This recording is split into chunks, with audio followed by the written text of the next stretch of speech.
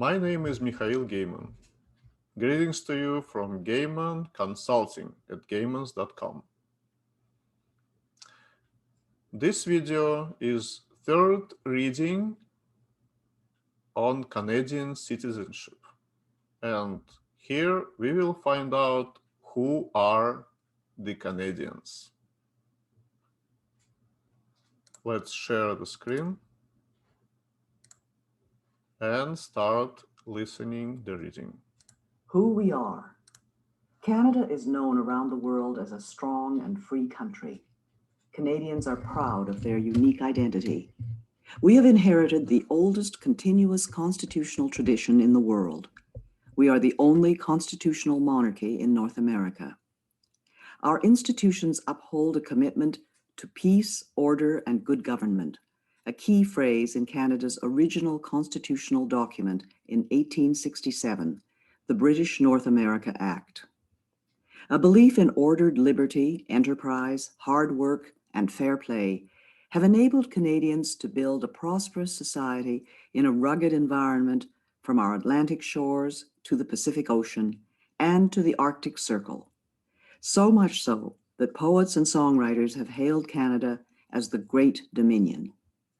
To understand what it means to be Canadian, it is important to know about our three founding peoples, Aboriginal, French, and British.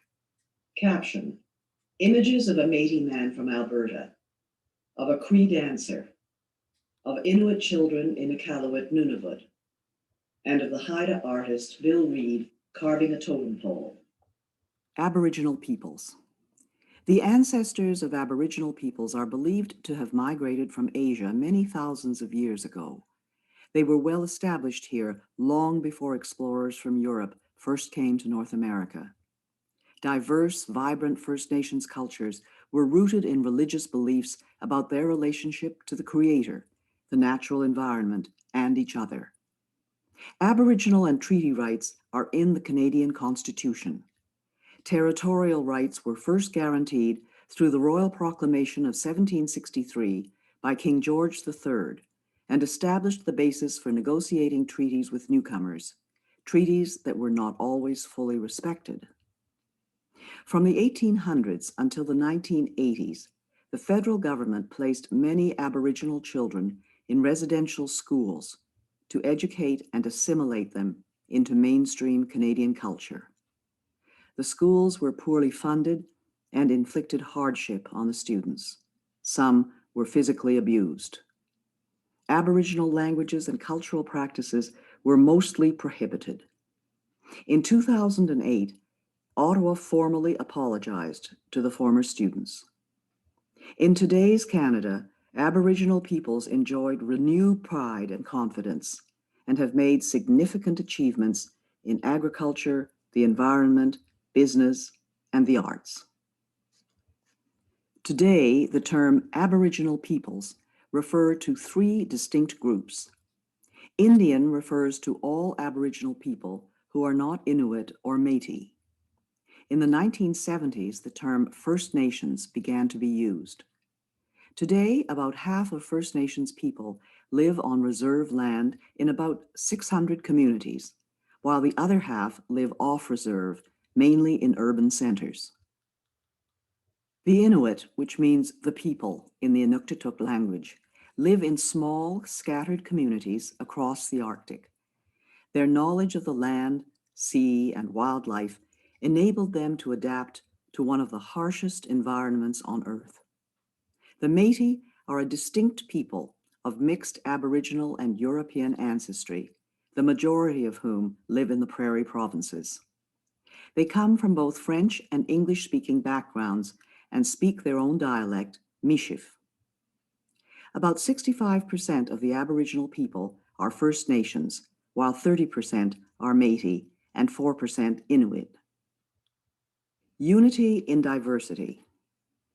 John Buchan, the first Baron Tweedsmuir, was a popular Governor-General of Canada in 1935 to 1940. In a speech to the Canadian Club of Halifax in 1937, he noted that immigrant groups should retain their individuality and each make its contribution to the national character. Each could learn from the other, and while they cherish their own special loyalties and traditions, they cherish not less that new loyalty and tradition which springs from their union. The 15th Governor General is shown in blood Kainai First Nation headdress. Caption: Images of the St. Patrick's Day Parade in Montreal, Quebec. A Highland dancer in Maxville, Ontario. A family celebrating Fête Nationale in Gatineau, Quebec. And of an Acadian fiddler in village of Grand'Anse, New Brunswick. English and French. Canadian society today stems largely from the English-speaking and French-speaking Christian civilizations that were brought here from Europe by settlers. English and French define the reality of day-to-day life for most people and are the country's official languages. The federal government is required by law to provide services throughout Canada in English and French. Today, there are 18 million Anglophones, people who speak English as a first language, and 7 million Francophones, people who speak French as their first language. While the majority of Francophones live in the province of Quebec, 1 million Francophones live in Ontario, New Brunswick, and Manitoba, with a smaller presence in other provinces. New Brunswick is the only officially bilingual province. The Acadians are the descendants of French colonists who began settling in what are now the Maritime Provinces in 1604. Between 1755 and 1763, during the war between Britain and France, more than 2/3 of the Acadians were deported from their homeland. Despite this ordeal, known as the Great Upheaval, the Acadians survived and maintained their unique identity. Today, Acadian culture is flourishing and is a lively part of French-speaking Canada. Quebecers are the people of Quebec, the vast majority French-speaking. Most are descendants of 8,500 French settlers from the 1600s and 1700s and maintain a unique identity, culture, and language. The House of Commons recognized in 2006 that the Québécois form a nation within a united Canada. 1 million Anglo-Quebecers have a heritage of 250 years and form a vibrant part of the Quebec fabric.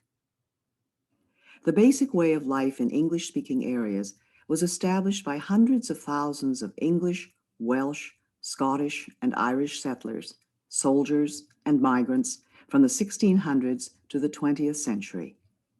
Generations of pioneers and builders of British origins, as well as other groups, invested and endured hardship in laying the foundations of our country.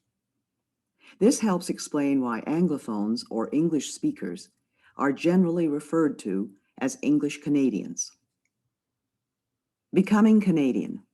Some Canadians immigrate from places where they have experienced warfare or conflict. Such experiences do not justify bringing to Canada violent, extreme, or hateful prejudices. In becoming Canadian, newcomers are expected to embrace democratic principles, such as the rule of law. Caption: Images of the celebration of cultures in Edmonton, Alberta, of Ismaili Muslims in the Calgary Stampede, Alberta, of the Caribbean Cultural Festival in Toronto, Ontario, of the Ukrainian Pysanka Festival in Vegreville, Alberta, of young Polish dancers in Oliver, British Columbia, and of the pipes and drums in Ottawa. Diversity in Canada. The majority of Canadians were born in this country, and this has been true since the 1800s. However, Canada is often referred to as a land of immigrants because over the past 200 years, millions of newcomers have helped to build and defend our way of life. Many ethnic and religious groups live and work in peace as proud Canadians.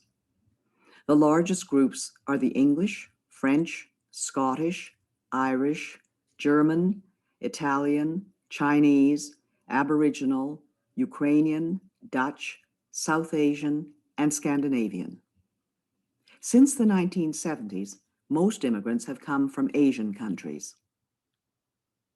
Non-official languages are widely spoken in Canadian homes. Chinese languages are the second most spoken at home after English in 2 of Canada's biggest cities. In Vancouver, 13% of the population speak Chinese languages at home. In Toronto, the number is 7%.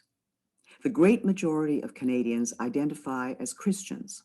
The largest religious affiliation is Catholic, followed by various Protestant churches. The numbers of Muslims, Jews, Hindus, Sikhs, and members of other religions, as well as people who state no religion, are also growing.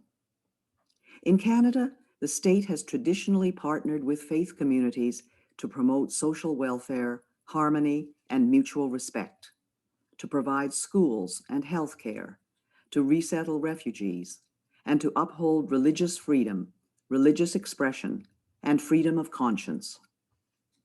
Canada's diversity includes gay and lesbian Canadians who enjoy the full protection of and equal treatment under the law, including access to civil marriage. Together, these diverse groups sharing a common Canadian identity make up today's multicultural society. Caption: Images of Christmas in Gatineau, Chinese-Canadian war veterans, Notre-Dame-des-Victoires in Quebec City, and the Chinese New Year celebration in Vancouver.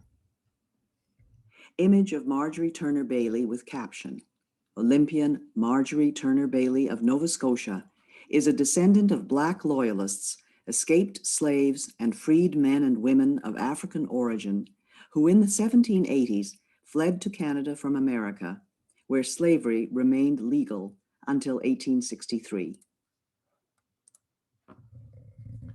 With this, we continue in video number 4 with Canada's history.